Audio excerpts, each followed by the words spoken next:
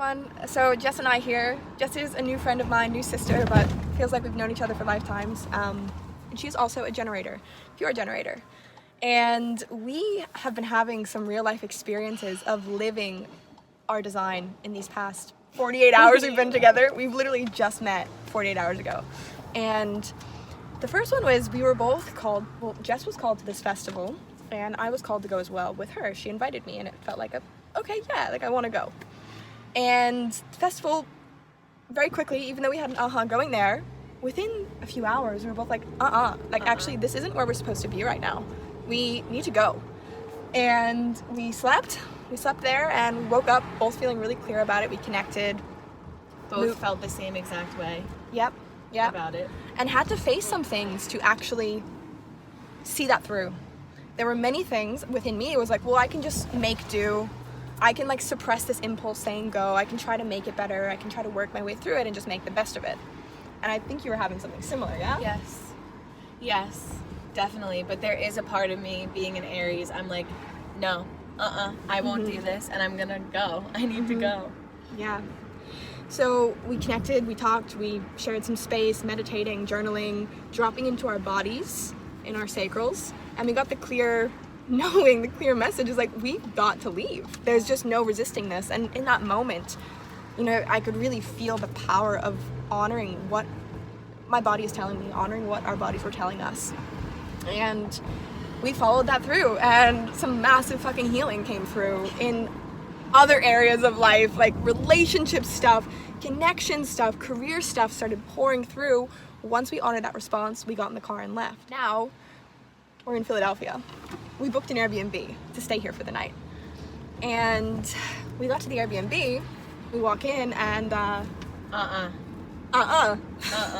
we had paid, it was like over $100. So what'd we do? We spoke up. We spoke up how we felt, even though it was really uncomfortable. Like sometimes you don't know when the is gonna come, and you have to speak up about it, because if you don't, you're not practicing that muscle, and that muscle it's not gonna get strong if you don't honor that Right. And we want that to get strong. We want it to be strong so we can trust it more. Yeah. And that's how it works. You know, it's so easy to sit around and like watch. Maybe you've been watching a lot of my YouTube videos, and we can really fantasize and romanticize about this response.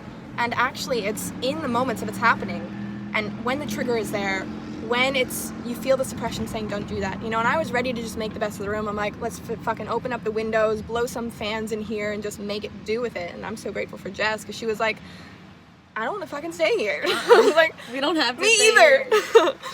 And we had to ask for a refund. We had to stand up for ourselves, but we honored that. And what that takes is when you feel your sacral telling you something isn't right, you've got to stand up for it. And when we get into like the shamanic aspects of human design, the embodied aspects of human design, you can see your sacral energy as like a little child within you.